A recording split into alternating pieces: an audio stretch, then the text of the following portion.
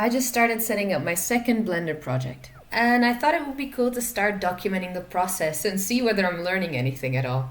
Last month I made this model for an assignment, and although there were a couple earlier attempts at learning character modeling in Blender, this is the first time I'd actually ever finished a model bigger than a few trinkets for games here and there.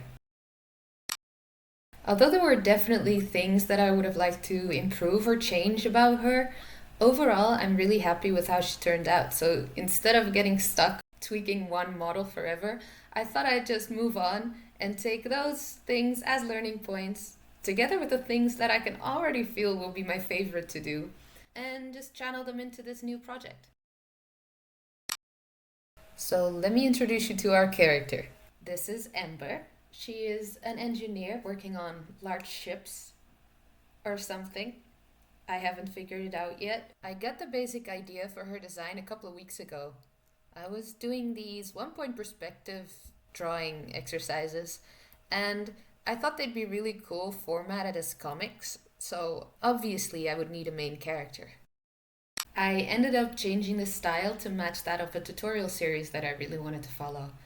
I did this for a couple of reasons, but it's the little nose that convinced me in the end.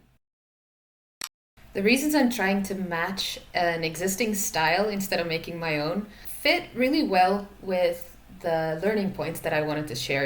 The first reason is that I really struggle with stylization and simplification. Not just for the one 3D project I did, but in my 2D work as well.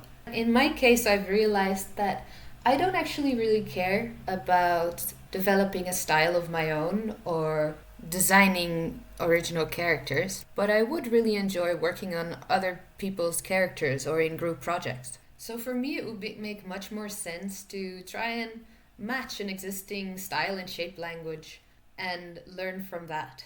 Also, because I am still such a beginner and I naturally gravitate towards organic shapes and sculpting much more than to the nice blocky stylized geometric objects going on in Daniel's tutorial, I think it will really help me eventually not model a single vertex at a time.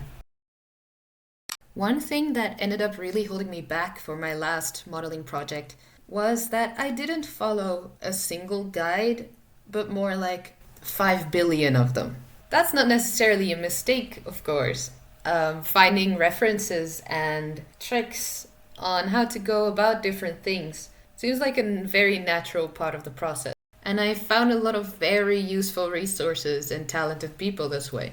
But as a beginner, I would have much rather just follow one person's workflow, get in some mileage, and learn the basics properly, rather than spending hours looking for solutions for problems I don't even know how to pose a question about. So that is what I will be trying this time around. I'll update on this character's process after starting the sculpting, but for now I gotta go meet some deadlines. I'll try to make the next video a little more watchable, but for now, thank you for sticking with my newfound editing skills.